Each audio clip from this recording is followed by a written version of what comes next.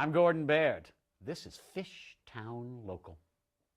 Will we ever get the old band back together? It had to happen. Things were going too well in the barnyard. Swimmingly, in fact.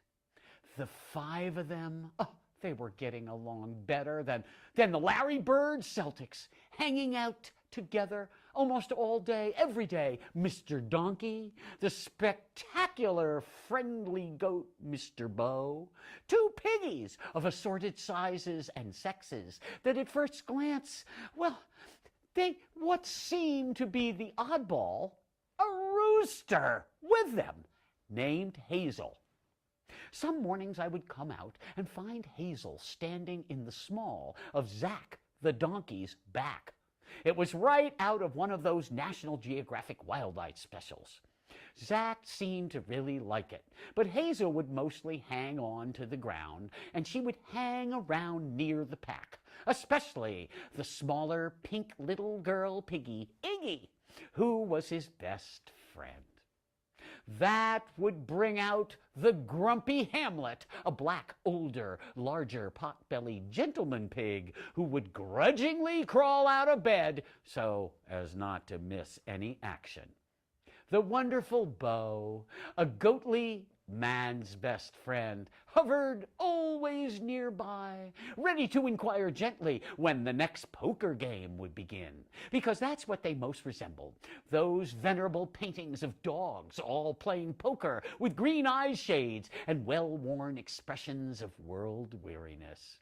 It's an image that repeats itself constantly in our barnyard and in this column.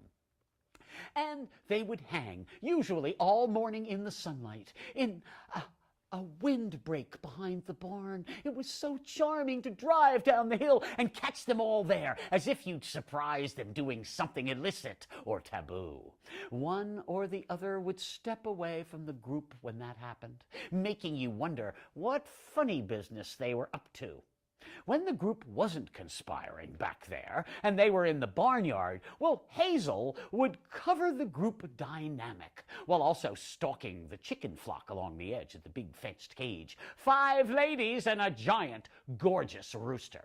The hens, of course, completely ignored the diminutive fellow, Hazel, despite his exquisite full body feathers, a marvelous splash of multiple colors, even on his feet.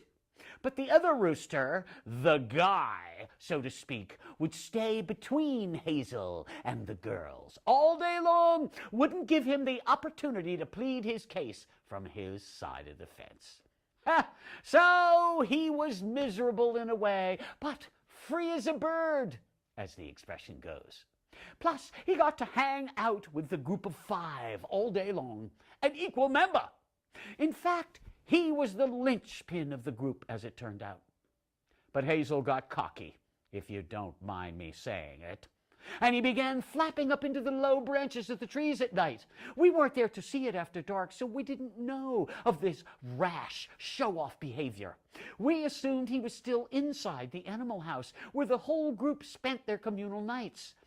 Didn't think we had to clip his wings, but we were wrong. Last week, it occurred to this farmer that the gang was no longer together. They were in 1s or 2s now. Hamlet no longer left his fuzzy lair.